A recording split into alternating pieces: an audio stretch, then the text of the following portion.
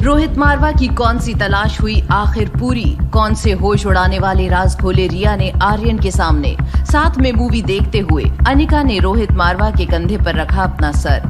क्या हो पाएगा ज्योति बुआ का ऑपरेशन सही समय पर, या डॉक्टर अमृता को चुकानी पड़ेगी एक भारी कीमत? रिया ने आर्यन को अनिका से जुड़ा एक ऐसा सच बताया जिसे सुनकर आर्यन के होश उड़ गए थे। रोहित मारवा को डॉक्टर अनिका से जुड़े एक बड़े सच का सुराग हाथ लग गया था, पर रोहित मारवा अपने बेटे की खराब होती तबीयत को लेकर कुछ ज्यादा ही परेशान था। उसने डॉक्टर अग्रवाल से रिक्वेस्ट करते हुए कहा, आर्यन की हालत में जरा भी सुधार नहीं हो रहा, मुझे आपकी मदद की सख्त जरूरत है, प्लीज हेल्प मी। रोहित, मैं आज ही आर्यन की काउंसलिंग के लिए एक बहुत अच्छी साइकोलॉजिस्ट को भेज रहा हूँ। वो आज शाम से ही काउंसलिंग शुरू कर देगी, तुम बिल्कुल भी फिक्र मत करो। Thank you so much doctor Agarwal. एक और बात, तुम्हारी तलाश बहुत जल्द पूरी होने वाली है। क्या मतलब? मैं कुछ समझा नहीं डॉक्टर। डॉक्टर अग्रवाल को कुछ ऐसा मालूम पड़ गया था जिसे जानना रोहित के लिए बेहद जरूरी था। वहीं दूसरी तरफ रिया बताने वाली थी आर्यन को उसकी माँ से जुड़ा एक ऐसा सच जिसे सुनते ही आर्यन के पैरों तले से जमीन खिसकने वाली थी। आर्यन, मुझे सब समझ आ गया है। तुम मेरे क्लोन नहीं, मेरे जुड़वा भाई हो। मेरी मम्मा तुम्हारी भी मम्मा है और तुम्हारे डैड हम दोनों के डैड हैं। तुम ही मेरे वो भाई हो जो बचपन में खो गए थे।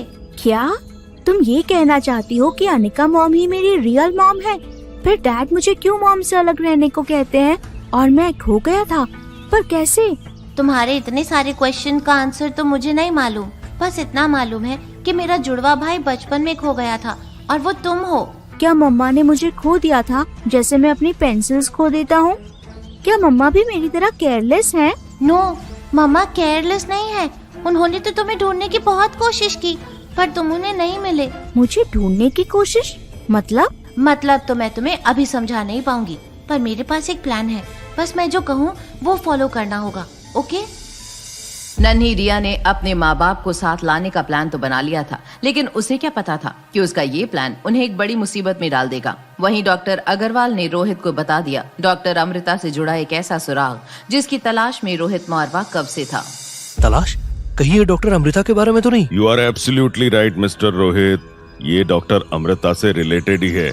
आपकी तलाश अब खत्म हुई। वो आज शाम को हमारे हॉस्पिटल में एक सर्जरी करने वाली हैं। तुम चाहो तो आकर उनसे मिल सकते हो। मैं जरूर आऊंगा डॉक्टर। आप तो जानते हैं मेरे लिए डॉक्टर अमृता से मिलना कितना जरूरी है। आप कैसे भी मुझे उनसे मिलवा दीजिए, चाहे 5 मिनट के लिए ही सही। मैं पूरी कोशिश करूंगा। तुम बस आज शाम को ठीक 5 बजे हॉस्पिटल पहुंच जाना। Okay doctor, thanks a lot. जिस डॉक्टर अमृता को ढूंढने में रोहित मारवा ने कोई कसर नहीं छोड़ी थी, उसी से मिलने का मौका आज रोहित के पास खुद ब खुद आया था। क्या डॉक्टर अमृता की असलियत पर बड़ा पर्दा अब उठने वाला था? दूसरी ओर रिया और आर्यन अब किसी भी हाल में अनिका और रोहित को एक दूसरे के पास लाना चाहते थे। अब सुनो, प्लान क्या है? मैंने डैड से कह दिया है कि वो मुझे फिल्म दिखाने ले जाएं। तुम्हें भी मम्मा को मनाकर पास वाले थिएटर में लाना होगा। पर मैं उन्हें कैसे मनाऊंगा? ओफो, तुम तो बिल्कुल बुद्धू हो। मम्मा को मनाना बहुत इजी है। बस उनके पास जाओ, प्यारी सी स्माइल दो और कहो कि आज मूवी देखने जाने का मन है। बस मम्मा मान जाएंगी। पर उससे होगा क्या? मैं चाहती हूँ कि मम्मा और डैड एक दूसरे के साथ बैठकर फिल्म देखें। मैं डैड को पहले ही थिएटर के अंदर ले जाऊंगी। तुम बस इतना ध्यान रखना कि थिएटर में अंधेरा होने के बाद ही मम्मा अंदर आए और फिर मेरे साथ वाली सीट पर आकर बैठ जाना। ठीक है, जैसा तुम बोलो। प्रॉमिस? प्रॉमिस। प्लान के हिसाब से रिया और आर्यन ने बड़ी मुश्किल से रोहित और अनिका को फिल्म देखने जाने के लिए मना लिया। रिया रोहित के साथ थिएटर के अंदर पहुंच गई थी। वहीं आर्यन भी अनिका को लेकर थिएटर के बाहर टिकट्स की लाइन तक आ चुका था। रिया, तुम 2 मिनट यहीं वेट करो, मम्मा टिकट्स लेकर आ रही है। कोई शैतानी मत करना और कहीं जाना नहीं, ओके? ओके मम्मा, आप टिकट्स ले आओ, मैं यहीं पर हूँ। My good girl. सब कुछ रिया के प्लान के मुताबिक चल रहा था। वो बहुत ही खुश थी। आज पहली बार वो अपने मम्मी पापा और भाई के साथ बैठकर कोई फिल्म देखेगी। मगर तभी रोहित के फोन पर आया एक कॉल। आर्यन बेटा, मुझे बाहर जाना होगा, ये कॉल बहुत इम्पोर्टेंट है। पर डैड, अभी तो फिल्म। इम्पोर्टेंट कॉल है बेटा, प्लीज अंडरस्टैंड। रिया ने रोहित को रोकने की बहुत कोशिश की, पर रोहित ने उसकी बात नहीं सुनी और वो थिएटर से बाहर चला गया। रिया डर के मारे कांप रही थी, क्योंकि वो समझ गई थी कि अगर रोहित बाहर गया तो वो आर्यन को जरूर देख लेगा और उसका प्लान शुरू होने से पहले ही खत्म हो जाएगा। और रिया को जिस बात का डर था वही हुआ। तुम तुम यहाँ क्या कर रहे हो आर्यन? तुम थिएटर से बाहर कब आए? डैड, मैं तो बस वो अभी। कितनी बार बोला है तुम्हें, बिना बताए इधर उधर मत जाया करो। चलो अभी अंदर। रोहित ने आर्यन का हाथ पकड़ा और सीधे थिएटर में चला गया और मौका मिलते ही रिया आर्यन की जगह आकर खड़ी हो गई। कुछ ही देर में अनिका भी टिकट्स लेकर रिया के पास आ गई। रिया जल्दी चलो बेटा, हम ऑलरेडी लेट हैं। चल मम्मा, अब बिना टिकट के तो अंदर नहीं जा सकते थे ना। देख रही हूँ मेरी बेटी बहुत समझदार हो गई है।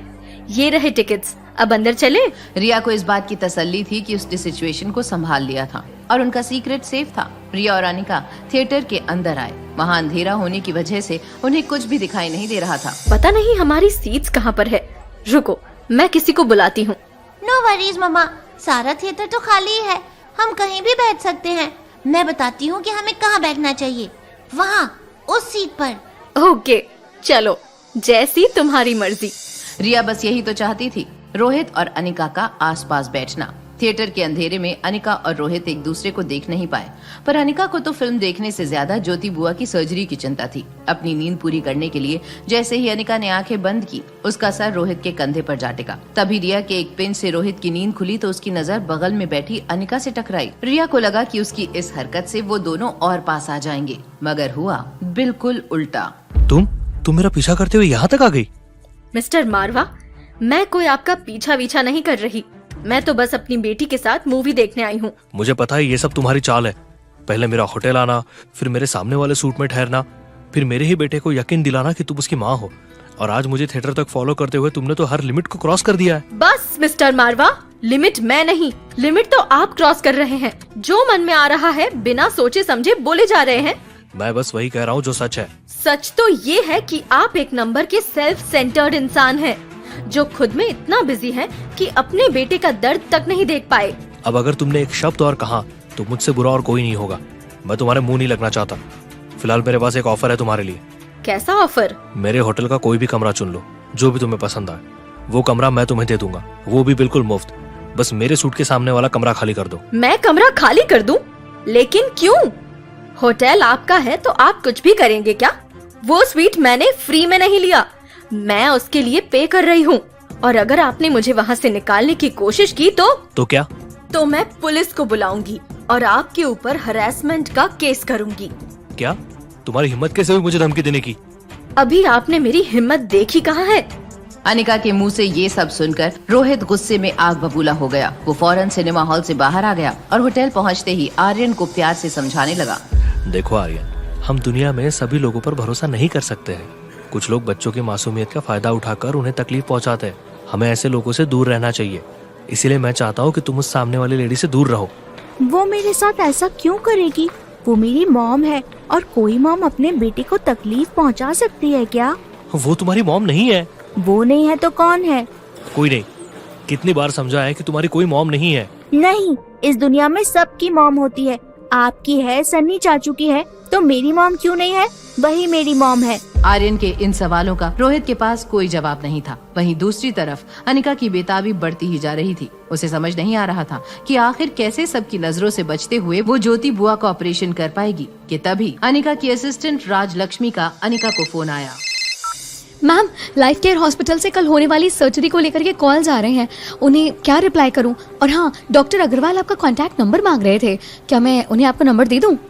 नहीं राजलक्ष्मी, तुम किसी भी हालत में उनके साथ मेरा कांटेक्ट नंबर शेयर मत करना।